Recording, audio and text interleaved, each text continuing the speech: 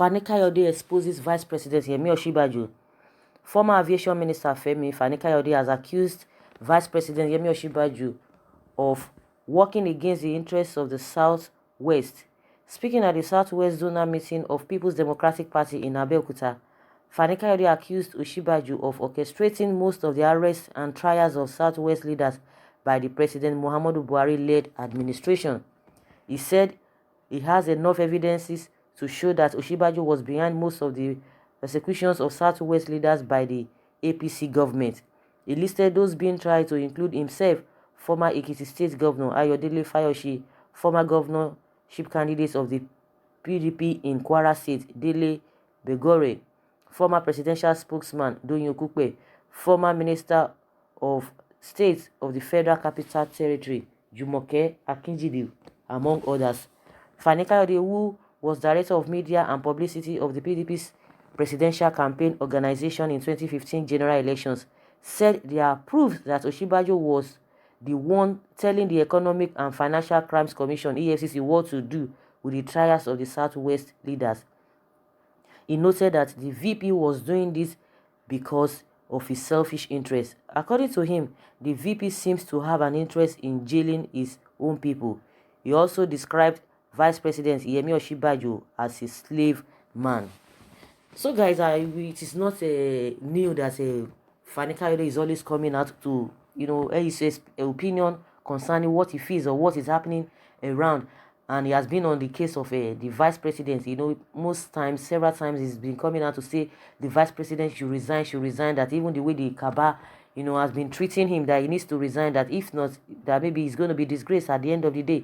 So he's always coming out to say one or two things. And just like he said he has the evidence that Osinbajo has been the one orchestrating the prosecutions of Southwest leaders, and is the one, behind all of those things. But one thing that is certain, all the Southwest leaders should not be afraid if they have not done anything wrong.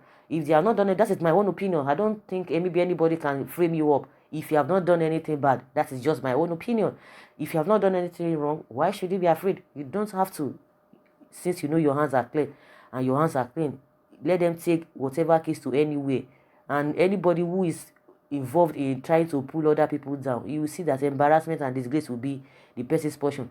And some people were like, oh, they should leave this Osinbajo alone, that Osinbajo is even having enough of problem in his hands, that it's been, the situation he's found himself now, he doesn't even know how to come about it, and people are trying to compound to his problems, that he is really even in a bigger mess than what people are even talking about, that he should just leave him alone till he settles or he sorts himself out.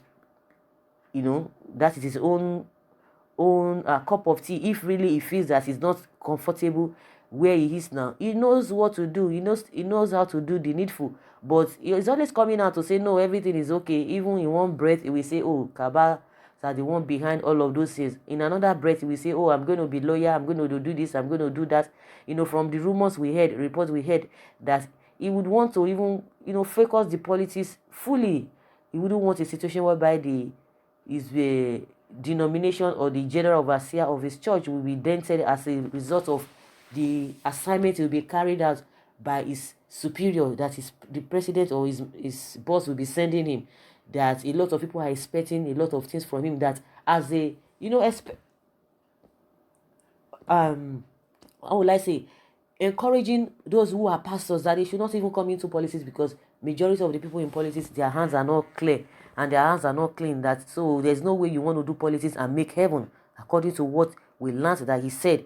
Though we still need to get to the root of the whole thing at the end of the day, until he comes out to debunk that statement. But as it is, he doesn't even need to say it, because that is what people have been experiencing over the time. And even for his silence these days concerning the atrocities that has been going on under this present administration, one cannot but by say he's really aware, because if anybody is accusing him of anything, you tend to believe, because his position, his body language, and what have you already showed that whether he's supporting them or he's out of fear, he doesn't want to say anything.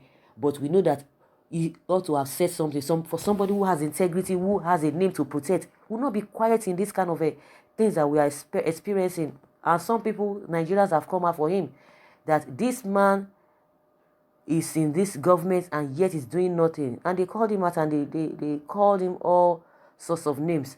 But he's not perturbed. So if Fani-Kayode is coming out to say, oh, he's behind this, he's behind that, people will not want to discard it totally. You might not want to wave it off, but you still have to look at everything holistically. But to a very large extent, a lot of people will want to believe that because of what he has been doing, the way he has been handling most of the issues, he's just been quiet. People have been saying a lot of things from before now, but some people are still looking. Could that be true? Could that be true? What could be happening? But some people say, oh, he does not even have a right or power to do anything. He's just there like a spare tire, and he's always doing the bidding of his boss, who is the president. So they shouldn't expect much from him. That is the excuses some people are giving, that they shouldn't expect much from Osinbajo because he doesn't have that power to say anything. He's just there as a figurehead, that they should just leave him alone.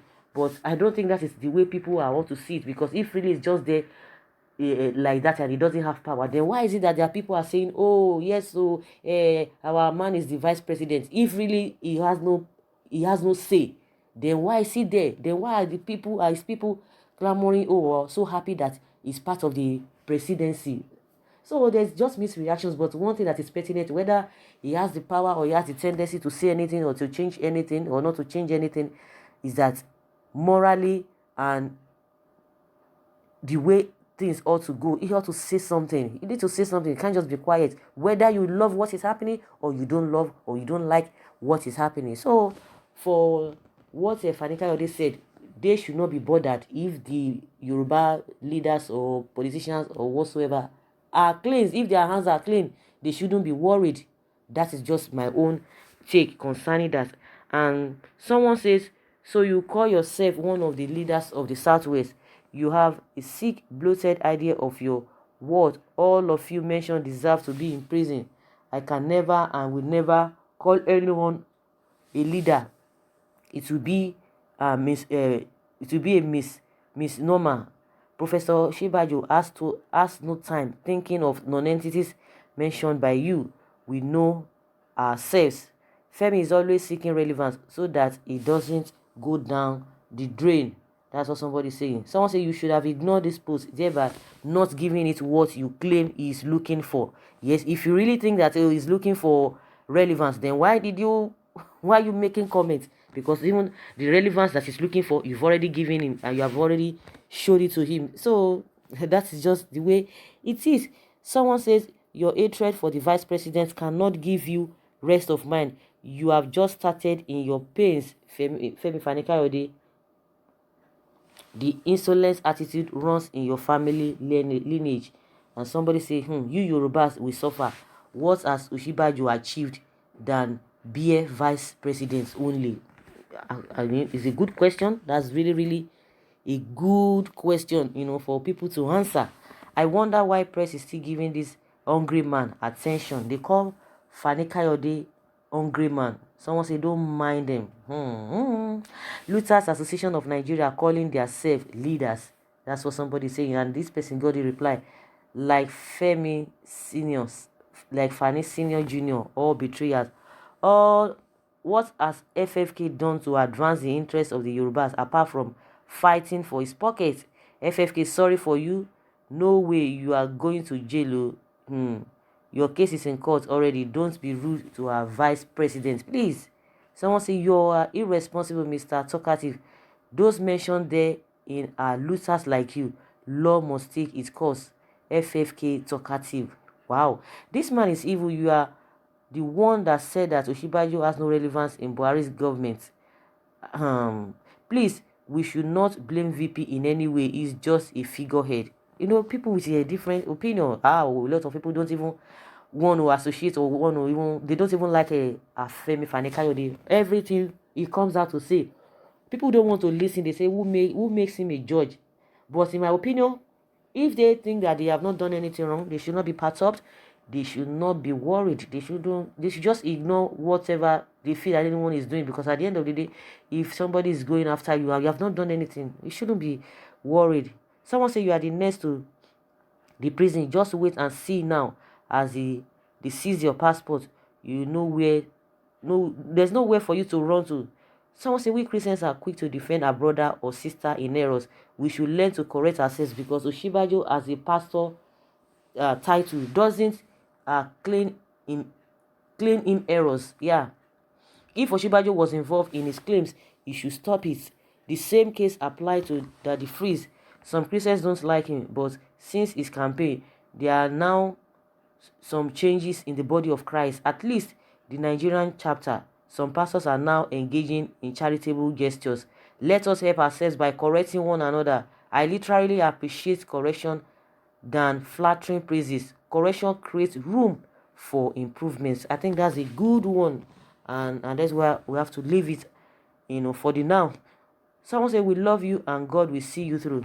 So guys, let's hear your own take concerning these allegations that say the Fani-Kayode has made against the vice president, that is behind all of the things happening to the leaders in the southwest. I don't know if you really agree with that. Leave your comments below in the comment section. Thank you very much. Bye.